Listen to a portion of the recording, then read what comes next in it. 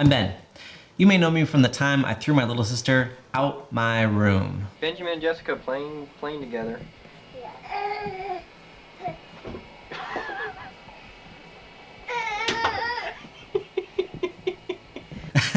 Or as the guy who built insane chain reactions on Domino Masters. This was our second round, and holy cow, was it fun to watch. I might be biased, but I think this was the coolest topple so far. Look at the beautiful fish crossover field. And down goes the palm tree. And another. Boom. Boom. Here goes the parrot hitching a ride with the whale. Walking the plank, me hearty, and a direct hit right into the shark's mouth. Show me the treasure. And X marks the spot. That was incredible. The theme was Waterworld, and we decided to send a parrot on a treasure hunt. Here's a few details that the show didn't explain. In our first episode, we had so many precarious things in our build, and that's how we came up with the name of our main character, Precarious the Parrot. She'd be in a bunch of precarious situations throughout our story. In fact, she shows up numerous times along the way. On the zip line at the beginning, face planting a Domino bottle. As a ball turning on / entering the whirlpool, atop the whirlpool getting spit out, perched on a palm tree, attacking a sea serpent, hitching a ride on a whale that crashes into the waves, climbing up the steps, walking the plank, and lastly, popping out of the treasure chest. We turned our platform into a massive treasure map and tried to add theming wherever possible. So any of our main connecting lines represent the classic treasure map dashes showing which way to go. It's subtle, but we think it looks a lot better than just having plain blue lines because water. Water? We doing tonight? All right, here's a moment where we got extremely lucky. At the sea serpents, we used mini ping pong ball cannons to shoot at the 3 separate domino walls. The idea is that if one domino gets knocked away, the rest fall down. We had backup small to large sets in case it didn't work. However, if you look really closely at the middle serpent, a green domino flies back and knocks a domino line backwards, like a train going the wrong way on the tracks. The green domino then continues and punches some dominoes out of the main line. The main line. If that gets messed up, then the entire thing comes to a sudden stop. By some miracle, the main line was just ahead of the wrong way train and had just enough momentum to make it through the newly created gap. Precarious persisted. Say that 5 times fast. The domino structures that Chris and Emma built are insane. The wave wall, the 3D shark, the crossover fish field, the island, the sea serpents. Oh, that looks sweet, Emma. She looks beautiful. I love her. And even the Sonimod wall that was completely ignored. I assume for time? Why are they in slow motion? They watch. Oh, I get it. We'll never know. We had a ridiculous amount of chain reactions, but the one that I'm gonna rebuild here today is the show-stopping grand finale of dumping a treasure chest full of loot onto a domino. X marks the spot. Okay, a couple of things. The show provides props for us to use. However, they are rented and we can't really modify or damage them in any way or else Eric Stone Street gets mad. Right. We should get going now. All right, we're done here. Let's go. Kidding. I don't know who gets mad, but someone does. There were a few treasure chest props, but they were way, way too heavy. It's like they were made out of lead or something. So the only solution was to make my own. I want to be taken. Where'd you find that prop? I had to dig real deep to find it. It was not a prop.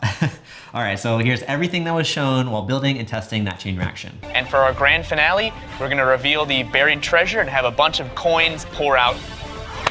So right now, I'm working on the mechanism to dump gold and jewels and stuff all over our platform. If this doesn't work, then our finale doesn't happen. So I have to make sure that it's reliable and it works 100% of the time. Perfect. Amazing. Ron, they're off to... I think we can go into more detail. So let's build.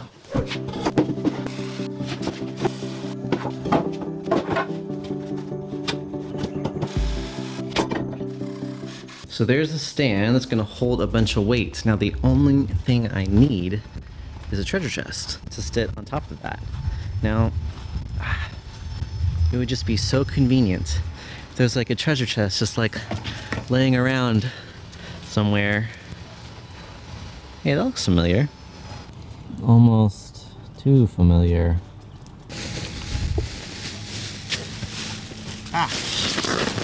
Shoot.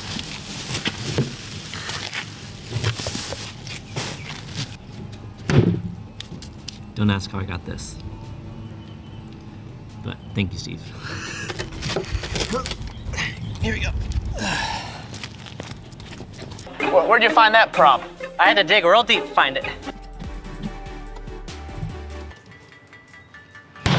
All right, now mounting this treasure chest is a little bit difficult. And it's gonna be a little harder doing it solo. The idea is to get it right, kind of like smack dab in the middle and a little bit more off the edge so it wants to tip, but it's being held back. That's the potential energy that we're trying to get. I think on the show I had Chris or Emma help me hold it up as I drove in some screws. But since Chris and Emma are off doing bigger and better things, I am gonna be trying to figure this out solo. It looks cool having this thing up on top again. We have our hinge, I got a pencil, and we're first just gonna find our tipping point. We keep scooting this out. It's pretty close. Alright, so there's our hinge point for sure. So we want to make sure that the pivot point of our hinge is at least inside of, on this side of our treasure chest. That way, it'll for sure tip. Yeah, I can do the treasure chest first. You can see the old, the old holes where the screws went in the first time. So I'm using a bigger hinge, so this is just gonna be, you know, it'll just line up differently. But where's our line? There's our right here. And on this side. So I'm putting a piece of wood here as a little bit of spacer. That way, when this thing tips, it doesn't get stopped at 90 degrees. I need it to actually go more than that. That way there's enough, it goes down enough so that way all the stuff spills out.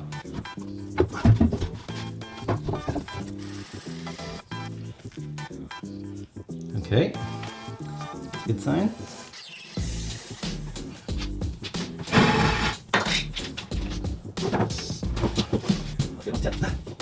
Please don't fall, please don't fall. Okay, bungee on so I can't fall. Woo! All right.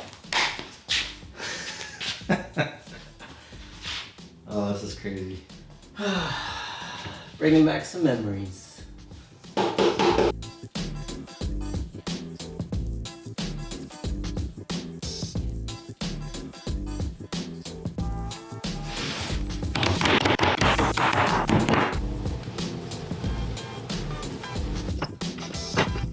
Anyone want some pizza?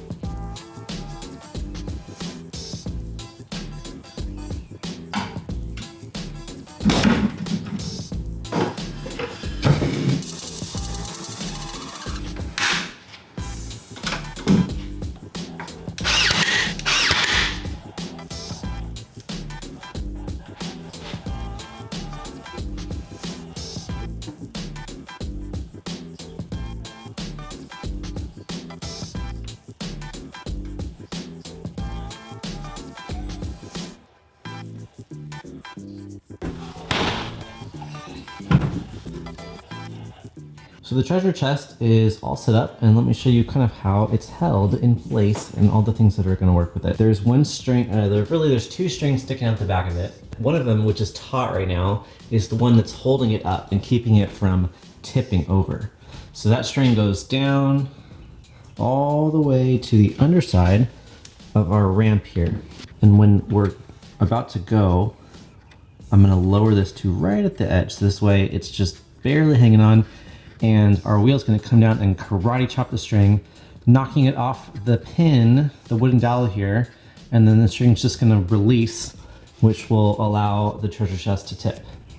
The other string, which is loose right now, is actually connected to the top of the treasure chest, the top of the lid.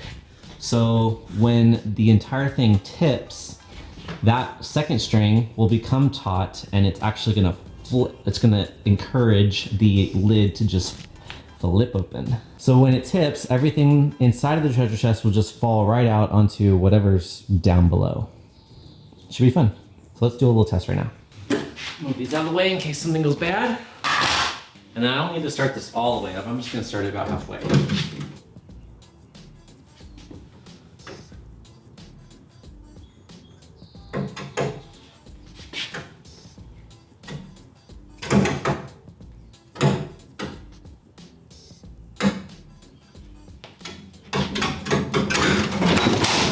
Oh.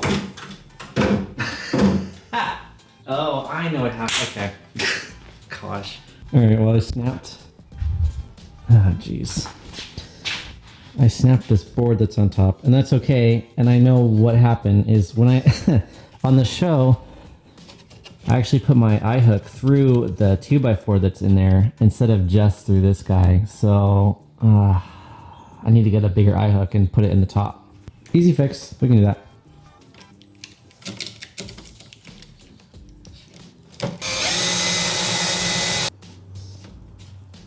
Two by four is a lot more structurally sound than just the flimsy, I don't even know what this half-inch plywood maybe. No wonder it broke. And that's why we test. So we should be good this time. We're gonna find out. Waiting, waiting. Nice.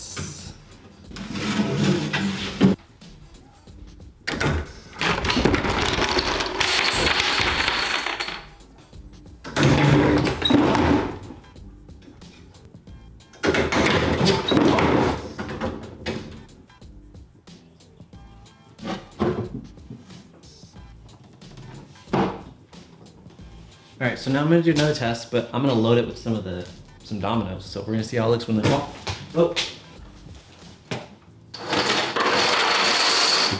This is also important because I need to know where the Dominoes fall and where I'm gonna put my structure that they're all gonna land on. We're all set up, let's do it. Okay.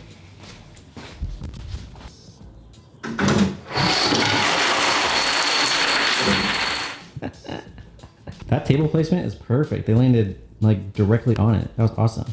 And of course they got everywhere.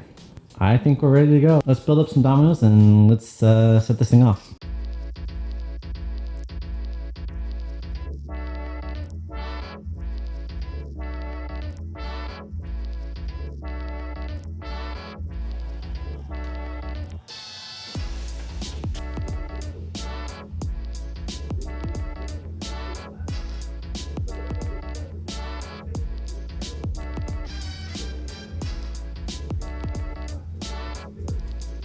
Okay, so we're all set up. The last thing that I need to do is load up the treasure chest.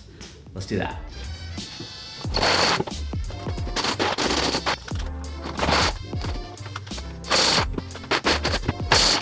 There's now 1,000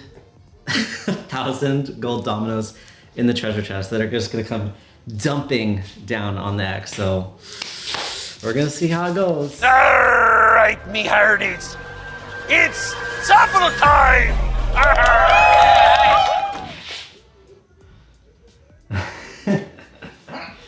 Keep it going. Oh. Yeah.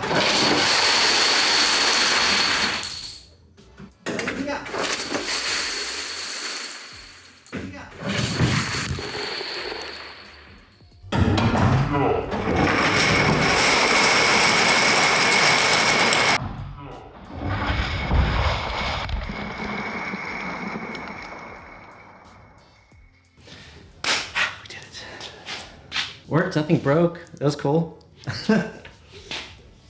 Just made a huge mess on the ground. Oh man. That's the one thing about Domino's, you gotta clean it all up. But it was worth it. This was really cool. If you're interested in Dominoes or chain reactions or Rube Goldberg machines or anything like that, I've got exactly what you need to get started. This is a domino template, and it's a necessity for any domino builder. You know all those clean lines, beautiful fields, those are all done with this. It'll make everything look perfectly clean. Now the cool thing about this is that it's two-sided. These slots on this side are for anything related to going vertical.